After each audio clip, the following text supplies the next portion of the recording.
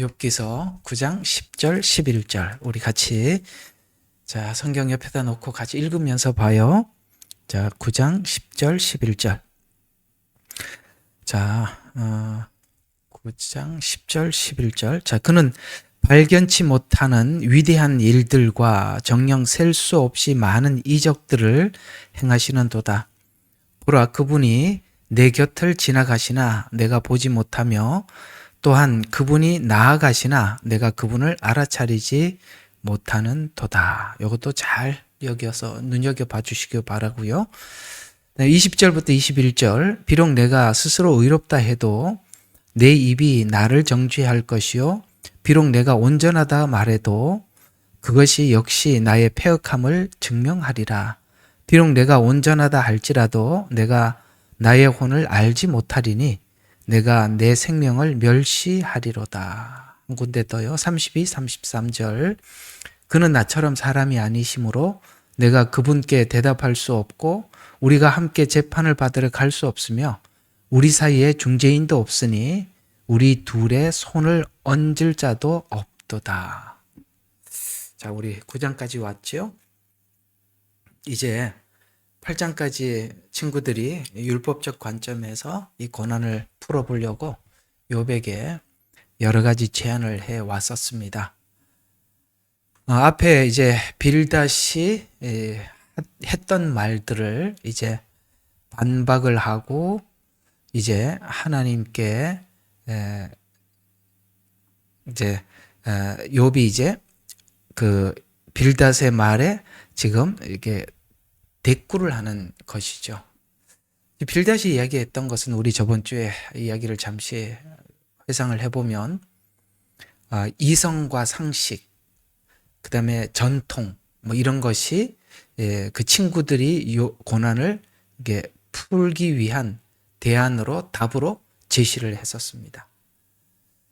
근데 이제 욥은 당하고 있는 본인이니까 이게 그런 관점으로는 접근 자체가 안 되고 자기가 알고 있는 하나님과는 맞지 않아요.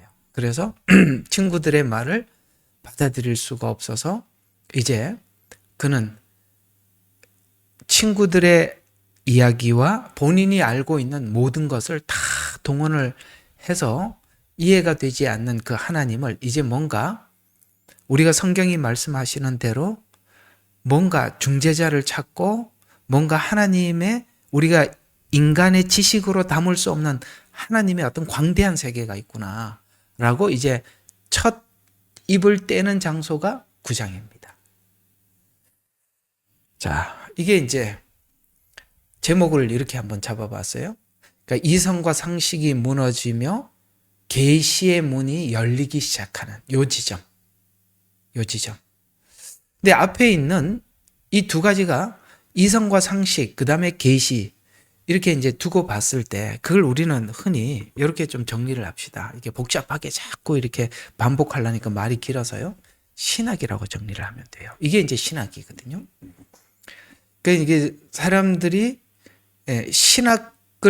신학이라는 학문, 그러니까 하나님은 지금 이 욥이나 욥 친구들에게 우리 인간이 상상하고 담을 수 있는 하나님의 세계를 마음껏 토론하도록 그냥 토론의 장을 내버려 두잖아요. 하나님이 치고 들어와서 그거 아니야 하고 이렇게 입을 막지 않습니다. 마치 선악과를 따먹는 아담과 하와에게 하나님 말리지 않고 그걸 먹고 실제 체험하고 돌아오도록 하듯이 오늘 여기 욥과 이런 이야기 그 대화 속에 친구들의 말도 틀린 게 많고 욥의 이야기가 틀린 것도 많아요.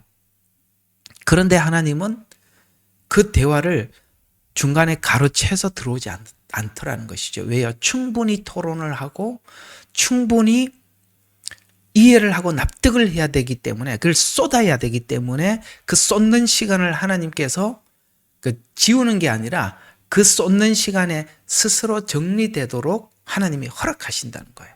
그러니까 여러분 여기 들어와서 이제 저와 여러분들이 만나고 난 이후에 지난날 내가 이렇게 쏟았던 그러니까 욥이나 욥 친구들처럼 이렇게 쏟았던 시간이 무슨 시간이었는가에 대해서 굉장히 궁금해했을 겁니다. 이제 그 시간이 무슨 시간이었다라는 것을 제가 이제 설명을 하면서 여러분들이 많이 정리가 됐으리라고 생각을 해요. 근데 지금 우리가 욥기를 따라서 좀 더 깊이 정리를 해야 돼요. 왜냐하면 저는 사실 이 욥기를 설명을 하면서 조마조마해요. 많이 조마조마합니다. 긴장이 보통 되는 게 아니에요. 몰라서 긴장이 되는 게 아니라 여러분들이 오늘 욥기가 전하고자 하는 말을 잘 알아듣고 정리를 하셔야지, 이 욥기가 말하는 말을 잘 알아듣지 못하고 정리를 해버리면 또 이상한 게 또 튀어나올 수가 있기 때문에. 그러니까 여러분들의 이야기는 멈추시고 여러분들의 생각은 좀 내려놓으시고, 오늘은 그저 여러분들이 중구난방으로 막 여기저기 흩어져서 생각을 하더라도 이 설교 시간만큼은 전부 다 제 이야기에 동의를 하시고 모아주셔야 욥기가 우리 모두에게 주시고자 하는 은혜를 우리가 다 붙잡고 지나가니까 진짜 정말 정신 바짝 차려야 돼요. 좀 늦은 시간이라고 이렇게 정신줄을 놓으면 큰일 납니다. 욥기가 보통 어려운 이야기가 아니거든요. 오늘 이 이야기로 좀 문을 열어 보려고 합니다. 이 9장 오늘 다 하기 좀 어려울 것 같은데 좀 이 이야기가 매우 중요한 이야기예요. 성경에는 이게 시가서가 있잖아요. 욥기, 시편, 잠언, 전도, 아가서가 있습니다. 우리가 이제 특히 욥기 하나만 잘 소화하면 시편, 잠언, 전도서, 아가서는 그냥 쉬워요. 근데 이 욥기와 시편 같은 내용을 보면은 분명히 혼자예요. 그렇죠? 다윗도 지금 뭔가 시편도 보면은 이제 그 시편의 기자가 하나님께 막 기도를 하고 하나님 막 응답하고 막 주고받고 이게 거의 없어요. 가만히 생각해봐요. 맞죠? 제 말 맞죠? 지금 욥기도 지금 하나님께 이렇게 수많은 이게 틀린 말들을 하는데 하나님 같은 우리 같으면 벌써 탁 치고 들어왔을 거예요. 야, 그 말 틀렸어. 너 친구 말 틀렸어. 욥, 너는 왜 이렇게 하는 불평이 많냐? 이렇게 하면서 막 교정하기 바쁠 거예요. 근데 하나님 교정 안 해요. 그냥 가만히 두는 거예요. 그래서 하나님이 그냥 내버려 둔 겁니다. 여러분들도. 왜 내버려 뒀는지를 아셔야 돼요. 왜요? 내버려 두고 다 잘못된 걸 이게 상담하게 보면 이런 말이 있어요. 훌륭한 상담자는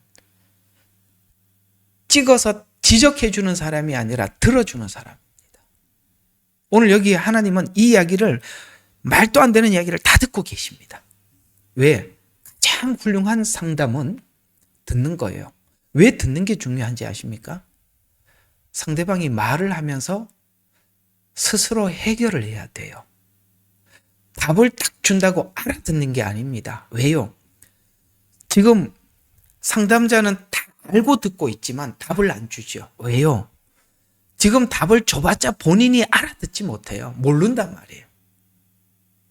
하나님은 우리를 창조해서 다 알아요. 우리가 내면에 뭐가 있는지, 어떤 잡동사니가 끼어 있는지 하나님을 믿는다고 하면서도 얼마나 이 믿음이 체계화되지 않았는지 너무 잘 알고 계십니다. 근데 그걸 가지고 이거 틀렸어, 저건 맞아 이렇게 치고 들어오면 우리 안에서 우리 스스로 정리할 시간이 없어요. 그걸 하나님이 내버려 두는 겁니다. 왜 둘째 아들을 그냥 갔다가 돌아오도록 두느냐 하면은 스스로 정리하고 돌아와야 되기 때문에 그렇습니다. 여러분 생애 속에 하나님께서 왜 직접 간섭을 그토록 안 하고 왜 그냥 내버려 뒀냐, 왜 그렇게 하나님 버려두셨습니까? 라고 생각이 들겠지만 욥기가 그걸 말해주고 있는 거예요. 시편이 그 말을 해주고 있는 거예요. 독백으로 그렇게 하나님 앞에 외치잖아요. 시편 보세요. 구구절절 하나님하고 소리 지르는데 하나님은 한 번도 대답을 하지 않아요. 그저 스스로 끝에 가서 하나님은 찬양 받으실 분입니다. 하나님은 언젠가는 우리 생애 속에 들어와서 이 문제를 해결하실 분입니다. 하나님 영광 받아주십시오. 하나님 찬양합니다. 그러니까 자기가 말하고 자기가 해결했어요. 끝에 가서 하나님이 딱 단어 몇 마디 줍니다. 그게 그냥 답인 거예요. 다 정리가 돼버려요. 그러니까 그거 한 방울 딱 들어가면 다 정리가 되는 거야. 거기까지 내가 가야 되는 거거든요. 그래서 하나님 내버려 두시는 거예요. 그래서 여러분들이 간증을 하라 그러면 나 여기까지 갔다 왔어요. 나 저기까지 갔다 왔어요. 나 저 밖에를 돌다 왔어요. 그 간증들이 그게 진짜 간증입니다. 그 간증이 있어야 여러분들이 이 말이 들리는 거거든요. 그래서 여러분들이 얄팍한 체험한 거 가지고 이 욥기에다가 딱 대입해서 나는 여기까지 왔다, 그런 얘기 하지 마세요. 아니요, 그렇지 않습니다. 전혀 그렇지 않습니다. 정신 바짝 차리시고 우리는 대부분이 욥기 1, 2장에 있다는 걸 아셔야 합니다. 자, 다시 한번 쭉 들어가 봅시다. 자, 욥기와 시편 같은 내용들로 우리가 확인할 수 있는 것은 이게 지금 이렇게 뭔가 이렇게 막 하나님 앞에 쏟아 놓는다는 것은 이상하게 쏟아 놓으면 상대가 대답을 해야 되는데 대답은 안 해요. 거의 대답을 안 해요. 하나님이 입을 안 열잖아요. 그러니까 이게 무슨 말이냐면은 이들이 지금 하나님을 향한 믿음이 있었다는 거예요. 대상이 분명하다는 거예요. 그 대상은 대답을 안 하지만 대상에 대한 믿음은 분명하다는 거예요. 우리가 저와 여러분이 지금 가지고 있는 믿음이 뭐냐면 오늘 이 시가서를 썼던 사람들과 똑같은 거예요. 우리는 하나님 앞에 밤새 부르짖고 기도합니다. 그러나 하나님은 우리에게 큰 소리로 몇 마디 대답도 안 하세요. 근데 우리는 이 대상에 대한 믿음이 분명해요. 그러나 그분이 대답은 안 해도 우리는 그분이 내 앞에 있다는 것, 그분이 우리에게 약속하셨다는 것, 하나님께서 역사를 주관하시고 내 생애를 인도한다는 것에 대해 것만큼은 또렷합니다. 그래서 이런 이야기들이 쭉 나열이 되는 거야. 대답 안 하는 신에게 계속 말을 하는 거거든요. 대상이 있고 내가 믿을 수밖에 없을 만큼 또렷하기 때문에 이렇게 외치는 거거든요. 역사서도 마찬가지입니다. 긴 역사 속에 수많은 사람들이 왔다가 갑니다. 거기에서 우리가 확인하는 것도 하나님이 분명히 이스라엘 역사 속에 들어와 계신다는 것에 대해서 분명하다는 겁니다. 자, 그러면 왜 성경 전체 속에서 우리에게 하고 싶은 이야기가 뭐냐면은 우리가 믿는 믿음의 대상인 하나님은 대상이 분명하다는 것. 자, 이거 없으면 샤머니즘입니다. 이거 없으면 하나님이 아니라 하나님을 믿는 이외의 모든 신은 대상이 없어요. 그러나 하나님만큼은 정확한 대상이 있어요. 이게 기독교 오늘 우리가 믿는 하나님을 믿는 우리들과 인간이 만들어 놓은 신은 대상이 없기 때문에 반드시 뭐가 없냐면 인격화. 오늘 이 부분을 여러분들 강하게 지적하고 싶은 겁니다. 대상이 있는 신과 대상이 없는 신의 차이는 무엇이냐면 가장 분명한 건 인격이 없다. 여러분 보세요. 예수님을 믿지 않는 우리 기독교 이외의 모든 신앙인들은, 다른 신들을 믿는 사람들은 그 신과 그 다음에 그 믿는 본인과의 관계, 신이 누군 줄 모르고 내가 누군 줄 모르기 때문에 필연적으로 뭐가 안 되냐면 인격이 형성이 안 돼요. 인격이 형성이 안 되니까 정말 전 여기 이제 시드니에는 지역마다 예를 들어서 요 동네는 이 지역은 베트남 사람들이 몰려 살아요. 여기는 한국 사람들이 몰려 살고 여기 오면 유대인들이 몰려 살고 이렇게 역전마다 자기들의 어떤 지역을 이렇게 형성해 놓고 살거든요. 어번이라는 동네를 가면 거의 무슬림이에요. 전부 다 히잡 쓰고 다녀요. 근데 이제 지역마다 가보면 뭐를 딱 느낄 수 있냐면은 내가 베트남 동네에 온 것 같다. 이제 한인타운 가보면 꼭 한국에 온 것 같은 느낌이 들거든요. 중국 차이나타운 가보면 딱 중국 사람들. 저는 중국 사람, 딱 중국 한부 똑같아요. 캠시라는 거 가면 완전 중국이에요. 똑같아요. 무슬림 사람들이 사는가 보면 그거 딱 무슬림 같아요. 근데 거기서 딱 느껴지는 게 있어요. 무슬림 그러면은 그들의 신앙이 알라를 믿는 거 아니겠어요?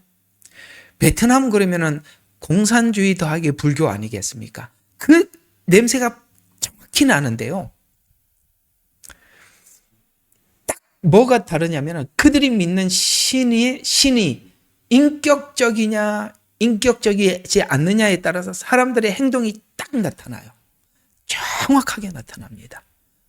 우리가 믿는 하나님을 만났다.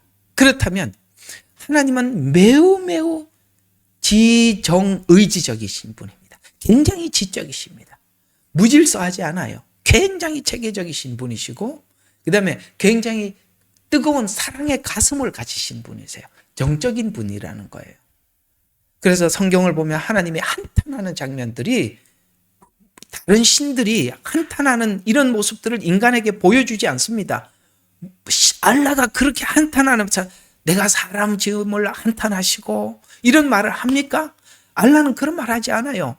아주 사람들을 속여서 두려움을 줘야 되기 때문에 만약에 신이 갑자기 나타나서 인간이 죄를 지었는데 가슴을 치고 그러면 야 이게 뭐야, 이게 나하고 수준이 비슷한 놈 아니야, 이렇게 생각하기 때문에 사람들이요 그냥 그 신을 무시해버려요. 근데 하나님은 그 말을 하고도 충분히 남는 이유가 우리는 그 하나님이 매우 지적이고 매우 정적이고 매우 의지적이라는 분이라는 걸 알기 때문에 우리 신앙이 매우 지적으로 하나님에 대한 지식이 뚜렷하게 되어 있어요. 막연하지 않습니다. 우리 신앙이 막연하다는 그 자체가 문제가 무지장 많은 거예요. 두 번째, 매우 매우 정적입니다. 불신자들을 바라보고 하나님을 알지 못하는 사람 보면 눈물이 흘러요. 여러분, 무슬림을 안 믿는 타종교 사람들 보고 눈물 흘리는 거 봤습니까? 때려 죽이려고 그러죠. 왜 그게 되느냐? 주님의 가슴이 우리 속에 있기 때문에 저들을 향해서 눈물을 흘리면서 기도할 수 있는 거예요. 그게 다르다. 인격화, 이게 다르다는 거예요. 정확하게 이 부분이 기독교 이외의 타종교는 인격이라는 게 없습니다. 그죠? 자기들이 믿는 신에 대해서 어떻게든지 그 신을 만족시키려고 하는 눈속임만 있을 뿐이지 내면화가 안 돼 있다 이 말입니다.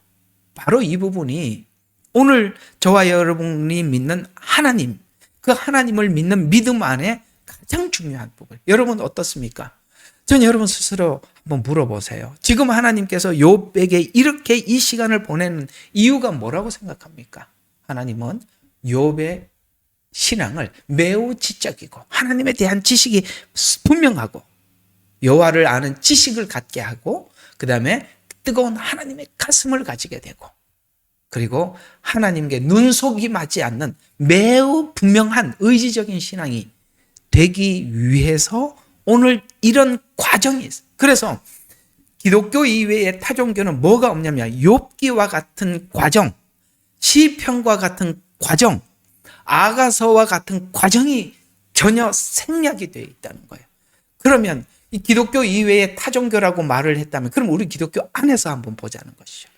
여러분 지금까지 하나님에 대해서 배우시면서 이렇게 여러분 속에 내면화된 인격화된 신앙으로 자리매김을 했습니까? 아니면 여러분의 신앙이 인격과 관계없이 형성이 됐습니까? 바로 이 부분에 대한 질문에 정확하게 당신이 기독교를 믿는 하나님을 믿는 믿음이냐 아니냐를 오늘 여러분들이 예수를 믿는다라고 말을 하면서도 인격화됐느냐라는 질문 앞에 당신이 만난 하나님은 하나님이 아닙니다라고 오늘 이 시가서를 통해서 딱 우리가 말을 했을 때 여러분 저희한테 누가 반박할 수 있겠습니까? 아무도 반박할 수 없어요. 당신이 인격화되어 있는 신앙이냐라는 질문 앞에 한번 스스로 물어볼 필요가 있습니다. 그래서 왜 우리가 인격화될 수밖에 없느냐면 인격이란 상대방과 나의 관계 안에서 완성이 되는 것입니다. 이해가 가요? 인격이라는 것이 그런 것입니다. 만약에 이 지구상에 아무도 없이 나 혼자 산다고 생각을 해봐요. 그러면은 내가 누군가 만나서 교제할 대상이 없잖아요. 그때 인격이라는 그 자체는 의미가 없지요. 짐승의 세계에는 인격이 없습니다. 뭐가 없어요? 힘과 서열 이외에는 아무것도 없는 것입니다. 인격이란 상대방을 그래서 놀랍게 이 인격이라는 말을 문득 한 가지 단어가 생각이 나니까 한번 이쪽으로 가봅시다. 오늘은 막 구장하기는 틀린 것 같아요. 이쪽으로 술술 빠지네. 자, 우리 고린도전서 13장에 한번 가봅시다. 이게 바로 인격이거든요. 여러분의 신앙이 이 이야기를 듣고 나니까 왜 하나님이 사랑이 이런 것인지 설명을 합니다. 자, 3절 한번 보십시다. 3절부터 한번 보면 내가 모든 소유를 주어 가난한 사람들에게, 자, 신앙이 구제다. 그렇게 생각하고 열심히 남들을 위해서 구제하는 사람이 있어요? 자, 훌륭해 보이죠? 근데 고린도전서 13장은 그거 꽝이다라고 이야기하거든요. 원래 신앙의 목적은 구제가 아니라고 이야기합니다. 우리가 생각할 때 구제가 가장 훌륭한 신앙의 바깥에 우리 눈으로 볼 때는 굉장히 훌륭한 신앙같이 보이죠. 자기 거를 팔아서 남들에게 나누어 줍니다. 대단하지요. 근데 아니래요. 이게 이런 궁금증을 가지고 보셔야 되는 거예요. 성경 함부로 그냥 쑥쑥 지나가지 마세요. 왜 이걸 아니라고 말을 하는지 심각하게 생각해 볼 필요가 있단 말이에요. 그 다음에 내 몸을 불살하게 내어준다 할지라도, 쉽게 말해서 이런 거, 장기를 남들에게 간을 떼줄 수는 없죠. 신장을 하나 떼준 거예요. 내 몸을 불살하게 내어준 거예요. 여러분, 굉장히 훌륭한 사람, 자기 몸을 내어줬어요. 다른 사람을 살리려고 자기 눈을 빼준 거예요. 이게 그 얘기예요. 그런데 내 몸을 불살하게 내어준다고 해도 뭐가 없으면요? 사랑이 없으면 아무것도 아니다. 그 여러분 볼 때는 이게 사랑 맞아요, 안 맞아요? 맞아요. 근데 이상하게도 사랑이 없으면 아무 유익이 없다라고 말을 해요. 근데 원래 우리 인간이 생각하고 있는 사랑은 3절이 최상이거든요. 내 돈 풀어갖고 어려운 사람 나눠줘요. 내 몸을 불사르게 내어줬어요. 근데요, 사랑이 없으면 아무것도 아니라는 이 말이 우리에게 굉장히 의아스럽게 찾아오는 거예요. 왜냐하면 사랑을 4절부터 설명을 해요. 너 구제하면서 이런 거 있냐? 네 몸을 불사르게 내어주면서도 이런 거 있냐? 라고 물어보는 게 4절부터 나오는 이야기들이에요. 이게 없으면 네가 몸을 불사르게 내어주고 구제해도 아무것도 아니다. 아이고, 하는 김에 조금 더 합시다. 2절 보세요. 예언의 은사가 있어요. 예언의 은사, 누구보다 정말 정확하고 정말 우리에게 그 예언을 받고 막 힘을 얻은 사람들이, 그래서 예언이 있어요. 신비를 아는 지식이 있어요. 저 같은 인간을 두고 하는 이야기입니다. 저는 하나님의 말씀을 여러분들에게 전하죠. 정말 저도 이렇게 전하면서도 이 하나님을 전하는 이 지식에 대해서 여러분에게 전하지만 제 자신도 놀랍습니다. 하나님에 대한 지식이 이토록 깊다니. 저도 놀라워요. 맞습니다. 하나님을 아는 모든 지식을 알고, 또 어떤 사람은 믿음이 있어요. 참 이상해요. 그분은 정말 믿음이 있어요. 안 된다 그러는데 하나님이 되는 믿음을 주셔서 혼자 된다 했는데 정말 돼요. 정말 믿음이 있는 사람이죠. 그래서 산을 옮길 만한 믿음이 있어요. 근데 사랑이 없으면 아무것도 아니에요. 그 다음에 또 3절에 구제, 몸을 불사르게 내어주고, 그것도 뭡니까? 사랑이 없으면 아무 유익이 없다. 아이고, 놀랍죠? 근데 2절, 3절이 우리가 생각하고 있는 믿음을 평가하는 기준이잖아요. 근데 사랑이 없으면 아무것도 아니라고 말을 하면서부터 드디어 4장부터 사랑을 말을 해요. 이상한 거예요. 2절, 3절은 우리의 사랑의 절정이라고 생각하는데 4절부터 말하는 이 믿음 없으면 이 앞에 있는 거, 이런 거 다 드러나도 다 꽝이라는 거예요. 여러분, 이걸 보면서 우리가 어디로 가서 설명을 할 수가 있냐면 마태복음 6장인가요? 귀신을 쫓아내고 주의 이름으로 경이로운 일을 했다는 것은 여기 예언을 하고 신비한 지식을 가지고 있고 산을 옮기는 믿음을 가지고 있고 이렇게 외적으로 보이는 모든 것, 이게 다 외적으로 나타나는 것들이잖아요. 귀신을 쫓아내 외적으로 나타나는 역사들이에요. 그러나 주님과의 인격적인 만남이 있으면 4절부터 이렇게 된다는 거예요. 그러니까 앞에 게 중요해요? 4절부터가 중요해요? 당연히 하나님은 지금 4절부터가 중요하다고 말합니다. 그러면 4절부터 한번 볼까요? 도대체 사랑이 뭐냐? 여러분, 우리가 생각하고는 너무 달라요. 오래 참고. 여러분, 사랑이 오래 참는 거예요? 아니거든요. 우리가 생각할 때는 사랑은 구제가 필요한 사람들인데 당장 도와주는 게 사랑이라고 생각하지. 여러분, 오래 참고 뭘 오래 참는다는 거지? 여러분, 이 오래 참고라는 말이 무슨 뜻인지 아세요? 이 놀라운 의미가 담겨 있거든요. 내가 나에 대해서 참는 거예요. 내가 나에 대해서. 우리가 모든 일을 그르치는 것은 내가 보기 싫어서 선뜻 내가 팔 걷어붙여서 나가서 내가 먼저 말을 하기 때문에 다 망쳐버리는 거예요. 하나님은 말을 안 한다니까요. 참고 계신다니까요. 지금 하나님의 참음이 뭔지 아시겠어요? 왜 욥과 친구들이 헛소리 하는데 왜 안 치고 들어옵니까? 와서 이놈의 우리 같은 막 욕을 해가면서 헛소리를 하고 있다. 그냥 이렇게 막 손이 올라갔다 내려갔다 해야 되는데 아무 소리 하지 않습니다. 견디시죠. 폭풍 가운데 견디고 있다고 그랬잖아요. 이해가 가세요? 왜요? 우리는 그걸 쏟아놓는 자리가 있어야 돼요. 그리고 그 자기 속에 있는 자기 실체를 봐야 되기 때문에 중간에 탁 치고 들어와 버리면 그게 다쳐버리는 거예요. 그래서 하나님이 네가 얼마나 추한지 보라는 거예요. 네가 얼마나 나에 대한 지식이 없는지 보라는 거예요. 그걸 다 쏟고 나중에 나하고 이야기하자. 하나님이 답을 다 알고 계시는 거예요.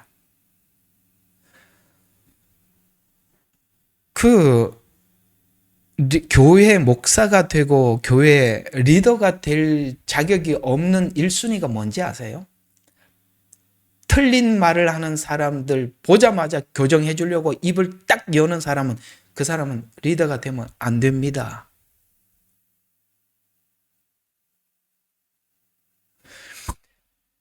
여러분들의 문제를 몰라서 제가 직접 지적하지 않는 게 아니에요. 기다리고 있는 겁니다. 왠지 아세요? 여러분들이 여러분 스스로가 항복해야 말이 들리는 거예요. 우리가 뭘 안다고 그 자리에서 이건 맞고 이거는 A고 이거는 B고 저거는 C야 이렇게 얘기를 한들 초등학생들에게 수준이 유치원생인데 그게 무슨 이야기를 알아듣겠어요. 그거를 지금 가슴을 치며 궁금해해서 스스로 와서 답이 뭐예요? 라고 물어야 그때 대답을 해줘야 알지요. 우리는 묻기 전에 대답을 해서 딱 그르친단 말이에요. 그래서 사랑은 오래 참고 해요. 참으셔야 돼. 기다리셔야 돼. 어린애가들 뛰놀면서 말도 안 되는 헛소리 하는 거 듣고 계셔야 되는 거예요. 반성이 많이 되시죠? 그래서 많이 놓친 거예요. 답을 알려주는 게 급한 게 아니라 이 말이에요. 그래서 오래 참고 그 다음에 예절 바르대요. 무슨 말이에요? 관계 막 함부로 대하고 가려면 가. 난 너 너 같은 놈 안 맞아도 상관없어. 사람이 없어서 그런 줄 아냐. 그러지 않는다 이 말이에요. 아무리 부족한 영혼이라도 친절하게 대한다는 거예요. 예의를 다해서 대하냐. 주님 오늘 하나님도 우리를 예의를 다해서 대해 주신 거예요. 얼마나 친절하게 대해 주셨어요. 여러분을. 예? 오늘 여기 보세요. 욥과 욥 친구들이 말도 안 되는 소리를 하는 걸 하나님 그걸 인격적으로 대해 주잖아요. 친절하다는 걸 인격적으로 대해 준다는 뜻이에요. 어디 갔어요? 네, 여기 있네. 시기하지 않고 경쟁하지 않는다는 거예요. 이게 온 지도 얼마 안 되는 게 어디 치고 올라오네? 이러지 않는다 이 말이에요. 예? 내가 신앙생활을 몇 년 해 이제 막 믿은 게 젊은 이렇게 안 한다 이 말이에요. 시기하지 않아. 경쟁자로 보지 않아요. 어른이 돼서 어린아이를 키우는 능력이 있어야죠. 늘 다들 2살, 3살 빼기니까 전부 다 경쟁자죠. 시기하지 않아요.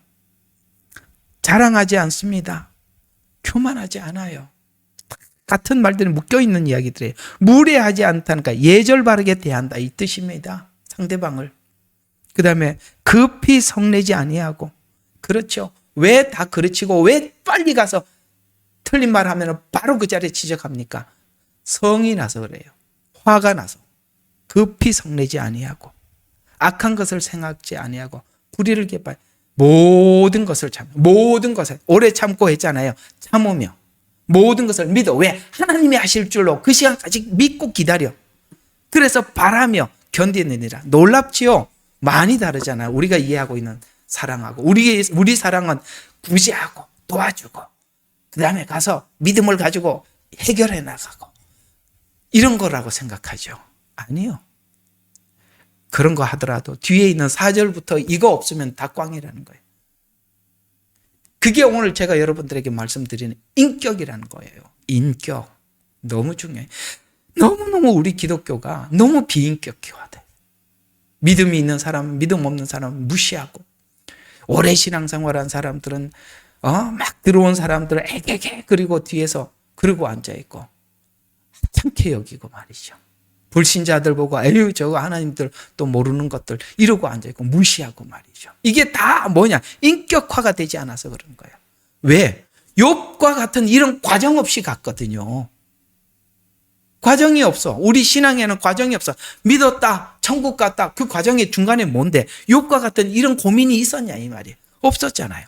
그래서 하나님이 이 시간을 내버려 둔 거예요. 그래도 여러분들이 하나님이 이런 시간을 허락하셔서 그래도 고민을 하고 가슴을 쳐서 그나마 이런 기도를 하는 거고요. 그나마 내 문제네 하고 볼 줄 아는 거예요. 감사한 일이죠. 고맙습니다, 여러분. 그렇게 해주셔서 진짜 고마운데 정말 갈 길이 멀어요. 갈 길이 멀다고요. 그래서 인격이란 상대와 나의 관계 안에서 완성되는 겁니다. 상대가 우리가 대상이 없으면 하나님이라는 대상이 누군지 없어요.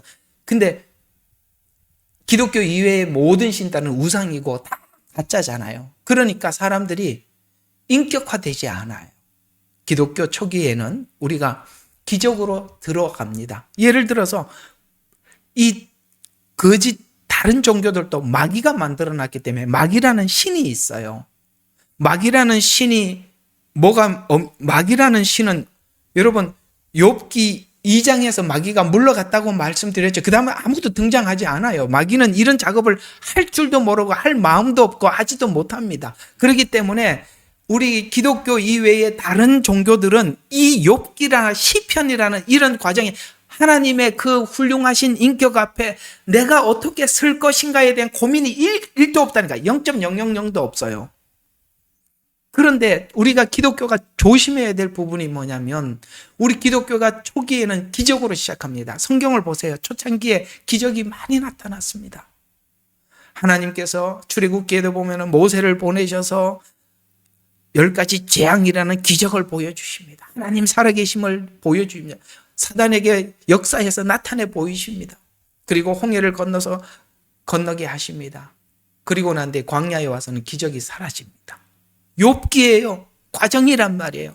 근데 우리는 놀랍게도 출애굽에서 홍해를 건넜다. 지금은 천국이다. 가나안이다. 이것밖에 없어요. 제일 중요한 광야가 빠져버렸다. 과정이 없이 갑자기 애굽에서 가나안 땅에 들어갔대. 이상하게 복음이 그렇게 돼버렸어요. 성화라는 과정이 빠져버린 거예요. 그러니까 뭐가 없어요. 내가 믿는 하나님이 그저 애굽에서 꺼내 그냥 천국에 보내는 그 하나님으로 끝이 나서 이상하게 이런 설교들이 사라져버려서 욥기가 사라지고 시편이 사라지고 역사서가 사라지니 과정이 빠진 상태에서 예언서 아무리 풀어봐야 어떻게 하면 천국 가나 영국 이외에는 아무것도 없다는 거예요. 이렇게 성경이 전부 다 우리 신앙과 우리 신앙이 아니죠. 우리 이성과 신학으로 다 찢어놓고 우리 신문에서 글자 오려 가지고 글자 만들기 하듯이 그렇게 막 이상하게 편집해놨다 이 말이에요. 분명히 이 성경을 통해서 하나님 우리에게 하고 싶은 이야기는 그겁니다. 이스라엘이라는 역사 속에 하나님이 이스라엘을 선택했고 하나님이 이스라엘을 약속한 이상 이스라엘이 어찌하든지 상관없이 이스라엘 역사 속에 하나님이 계속 함께 하셨다. 그렇듯이 이스라엘 역사 속에 함께 하시듯이 우리 인생 속에 들어와 이스라엘 역사를 주관하듯이 우리 인생의 역사를 주관하고 마치 야곱에게 들어와서 씨름하면서 오늘 여기 우리가 이 과정을 잘 지나올 때까지 하나님 폭풍 가운데 서서 우리를 응원하면서 우리로 하여금 오늘 욥이 지금 이 토해내는 이 수많은 이 이야기들은 자기 속에 있는 수많은, 그냥 만약에 이 과정 없었더라면은 싹 덮여서 가짜 욥이 하나님께 갈 텐데, 그걸 지금 껍질을 벗겨서 하나님이 드러내기만.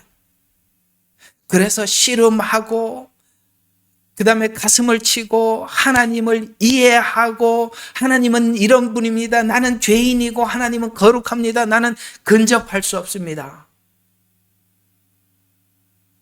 하나님이 제시한 피 흘리신 예수 그리스도의 복음을 내가 내 가슴 속에 받아들여서 내 위치와 하나님의 위치를 찾고, 이렇게 대상을 알고 대상을 알 때 내가 상대를 믿게 되고, 이해가 갑니까? 믿음이라는 것이 대상에 대한 이해도 없이 믿습니다. 그게 말이 돼요?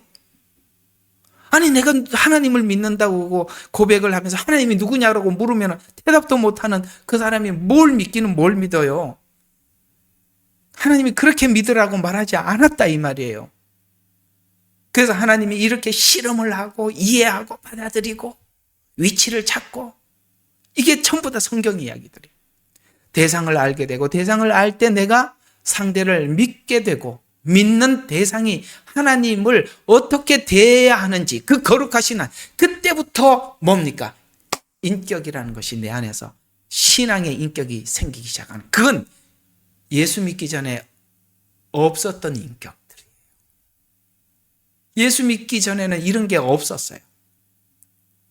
그래서 드디어 하나님의 영이 들어와서 내 안에 새 영이 창조가 되는 거예요. 시편에서 하나님이여 하나님이여 내 안에 새로운 영을 창조하시고 뭔가에 없던 것이 생기더라. 그것이 바로 하나님을 아는 인격화된 신앙. 욥기는 바로 이런 측면에서, 욥은 대상이 분명히 있었기 때문에 이런 과정을 밟습니다. 그러면 왜 기독교인들은 욥과 같은 과정을 밟지 않을까요? 그럼요, 하나님에 대한, 대상에 대한 믿음이 없기 때문에 이 시작 자체가 너무나도 부담스러운 거예요. 왜? 친구들은 쉽게 가지 않은 거지. 우리 예수 믿는 사람들 대부분이 욥 친구 같은 믿음을 가지고 있을걸요. 오늘은 조금 여기까지는 가야 될 것 같아요. 여기까지 아주 중요한 이야기가 내가 어디다 적어놨는지 모르겠는데 어쨌든 가봅시다. 자, 우리가 이렇게 되는 겁니다. 왜 이 과정이라는 건 너무 중요한 거예요. 이 과정이라는 것이 욥기라는 과정인데요, 처음에는 대상을 인식했더라도 이게 하나님에 대한 인식, 뭐 기적을 통해서 만났던지, 뭐 예언을 통해서 만났던지, 뭐 아니면 하나님 병을 고쳐주시, 다 좋습니다. 그렇게 처음에는 대상을 인식하는 과정이에요. 그건 믿는 과정이 아니에요. 믿은 게 아니라 인식을 하는 거예요, 기적은.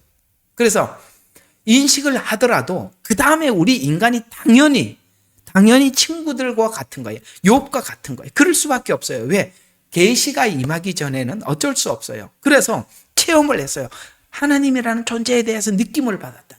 그러면 우리는 이성, 우리가 알고 있는 선에서 하나님을 이해하려고 하겠죠. 그게 바로 이성이죠. 근데 우리 이성에는 한계가 있으니까 하나님을 믿었던 사람들의 전통, 그게 성경으로 남아있잖아요. 그걸 우리가 이성 안에서 수용할 수 있는 상식 안에서 시작되는 거에 대해서 하나님이 허용을 하는 거예요. 이게 오늘 끝에 가서 하나님이 말씀하잖아요. 욥 친구들에게, 그래 네 말이 욥의 말보다는 못하다 그랬지 틀렸다라고는 하지 않았어요. 하나님은 이게 무슨 뜻이냐면, 우리가 이해하고 있는 이런 인간의 사고에 대해서 하나님이 무시하지 않는다는 거예요. 무시하지 않기 때문에 이 과정을 이해하고 계시는 거예요. 그래서 이성, 전통, 상식에서 시작하게 될 수밖에 없어요. 기적을 통해서 하나님을 보더라도, 이제 지금 저와 여러분은 이제 성경을 통해서 계시를 제가 설명을 해드리기 때문에 여러분들이 더 다른 차원에서 자꾸 보고 있는 건데, 어쨌든 1차적으로는 그렇게 시작할 수밖에 없어요. 욥기는 그런 차원에서 친구들의 이야기와 이제 친구들은 요 틀 안에서만 계속 보죠. 그런데 욥은 지금 자기가 알고 있는 하나님은 친구들이 말하고 있는 그 하나님에 대한 이해는 충분히 옛날에도 하고 있었어요. 욥도. 그래서 야, 그 얘기해봐야 욥이 알고 있는 거 하는 거니까.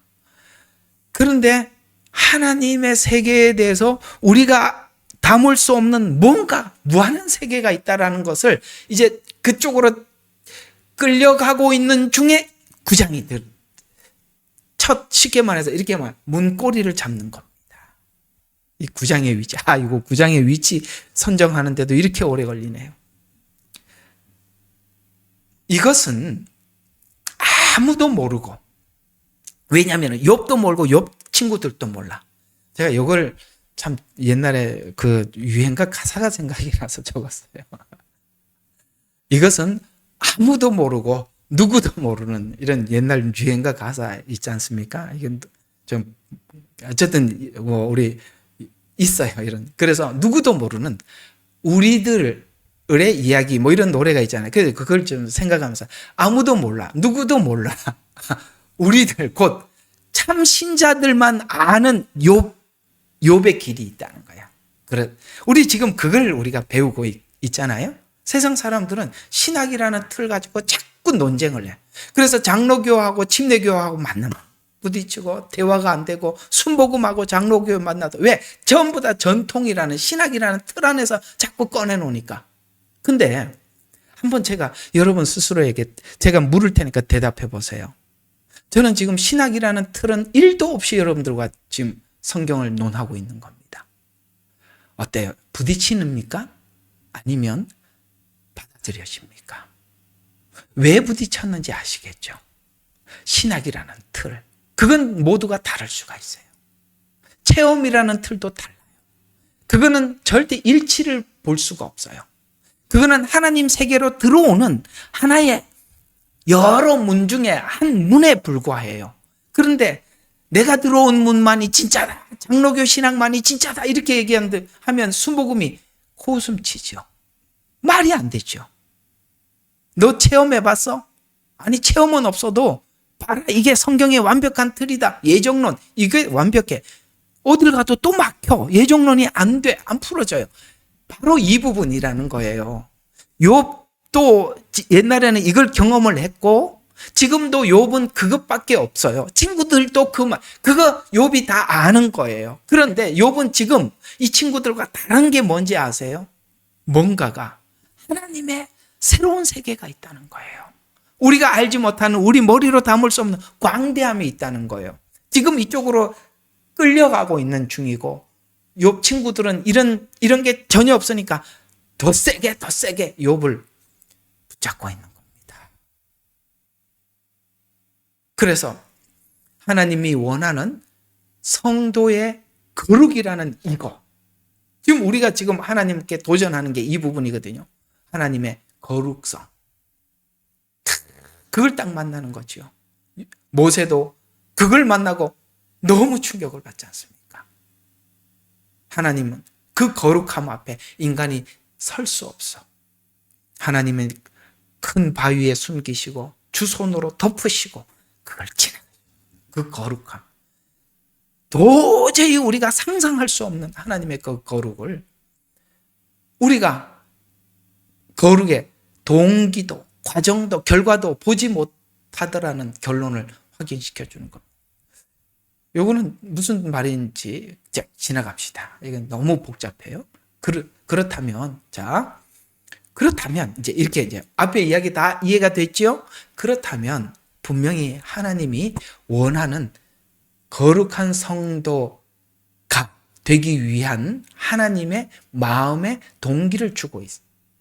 마음속 깊은 곳에 있는 하나님의 요구를 이제 마음속 하나님의 요구를, 내 마음속 깊은 곳에 있는 하나님의 요구에 우리의 깊은 동의를 하나님이 받아내는 거예요. 지금 욥기가 하나님이 그 작업을 하고 있는 마음속 깊이 우리에게 동의를 받아내서 이제는 드디어 모델이 지금 욥이 이제 발견하기 시작하는 거예요.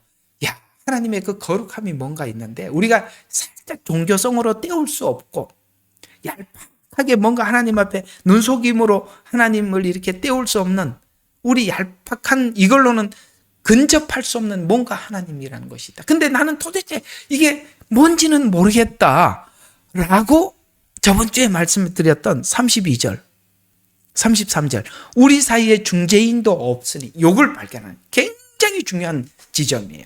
바로 우리 스스로 하나님을 만날 수 없고 우리에게는 뭔가 모델이 필요하다. 우리는 내가 지금 욥이 지금 하는 말들이 그런 말이에요. 오늘 읽었던 이야기 속에 어떤 말이냐면 20절 한번 보시죠. 비록 내가 스스로 의롭다고 하더라도 내가 지금 나 의롭다고 하더라도 내 입이 나를 정죄. 이게 무슨 말이냐면 하나님 제가 그래도 이거는 이거 잘못한 건 맞아요. 그래도 저는 이건 좀 잘했잖아요. 이건 좀 의롭지 않습니까? 이걸 꺼내놓더라도 이런 말이에요. 그냥 20절 다시 봐요. 비록 내가 스스로 의롭다고 해도 내 입이 나를 정죄할 것이야. 내 의는 더러워서 꺼내놓지도 못하겠다라는 거야. 그 말한다는 그 자체가 내가 나를 정죄하는 거야. 내가 이걸 좀 잘했는데요. 그게 부끄러워서 내가 그거 말해봐야 그게 나를 정죄하는 거야. 꺼내놓을 게 없더라. 이걸 지금 보는 거예요. 그래서 어디 갔어? 10절. 정죄할 것이요. 비록 내가 온전하다고 말을 해도 그것 역시 나의 폐악함을 증거하는 것이다. 나는 지금 하나님 앞에 뭔 말을 한마디 할 게 없다. 21절.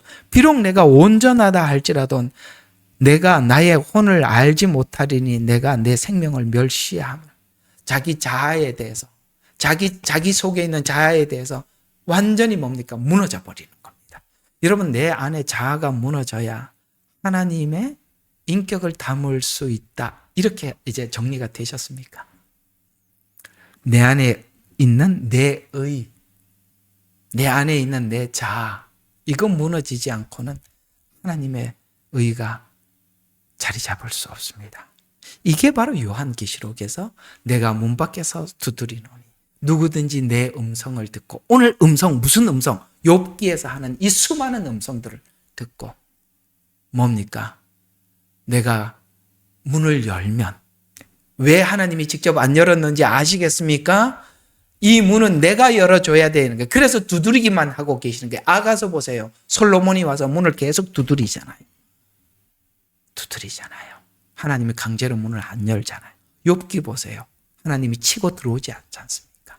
정리가 되세요? 왜 여러분의 인생 속에 눈물만 있었는지, 하나님은 놓을 수는 없고 왜 오랜 시간 눈물을 흘리면서 하나님께 간구했는지 이제 아시겠습니까?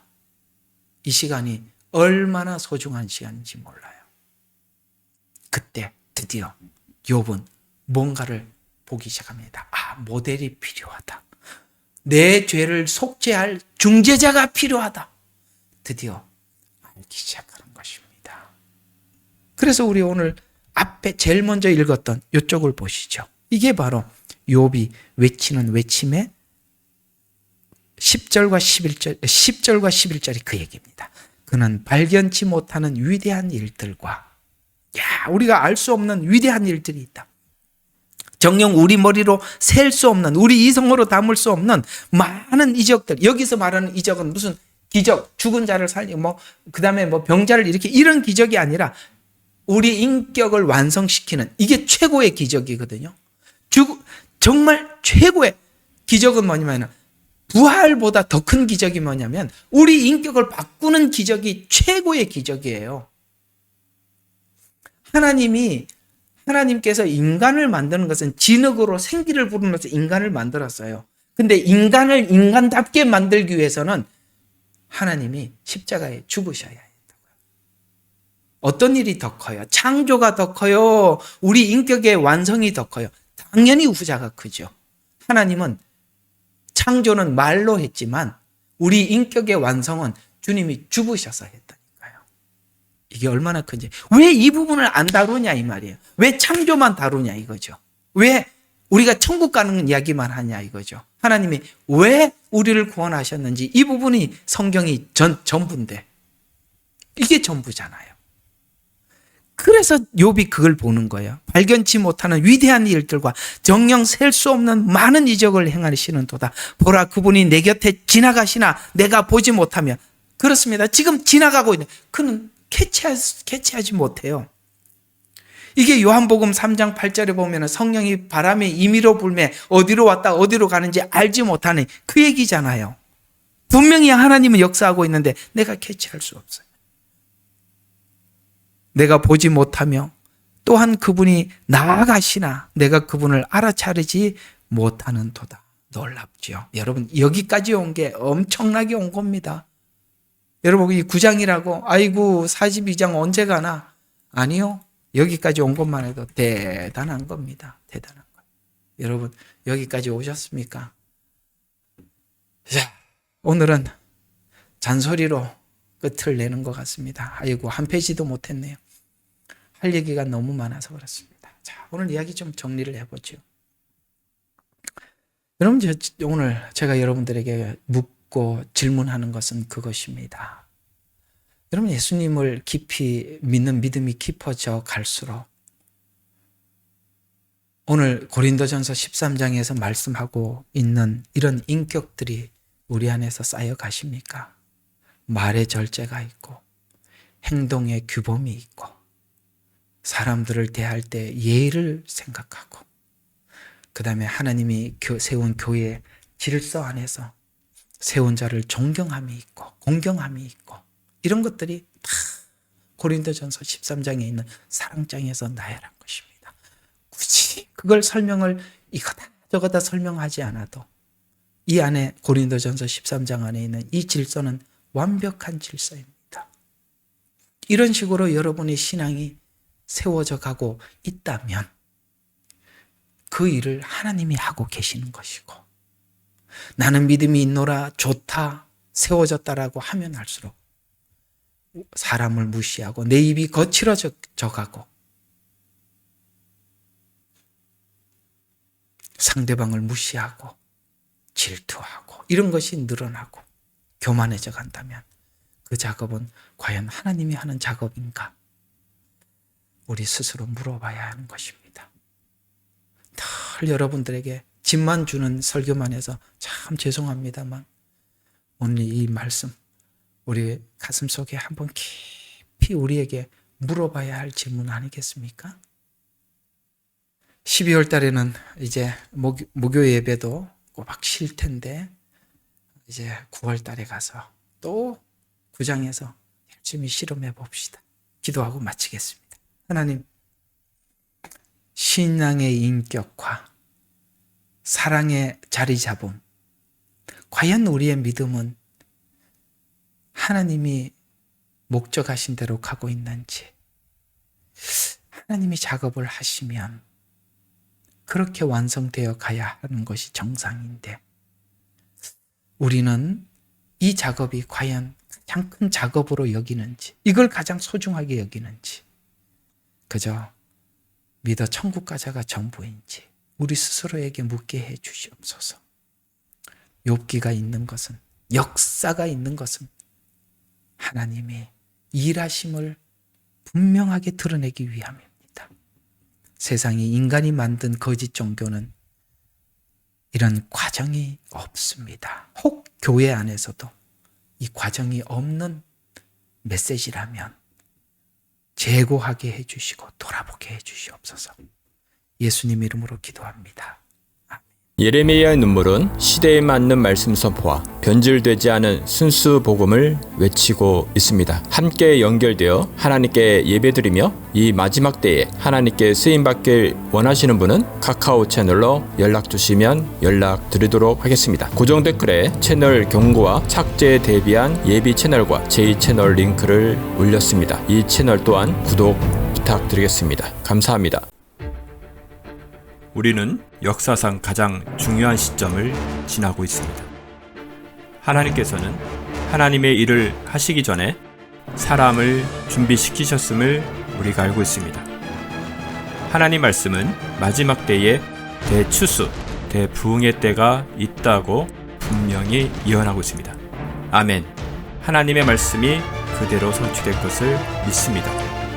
예레미야 눈물은 잠자는 교회와 영혼을 깨우기 위해 노력하고 있습니다. 이 가슴 뛰는 일에 함께 하길 원하시는 분은 카카오 채널로 연락 주시기 바랍니다. 당신은 위대한 하나님의 사람입니다.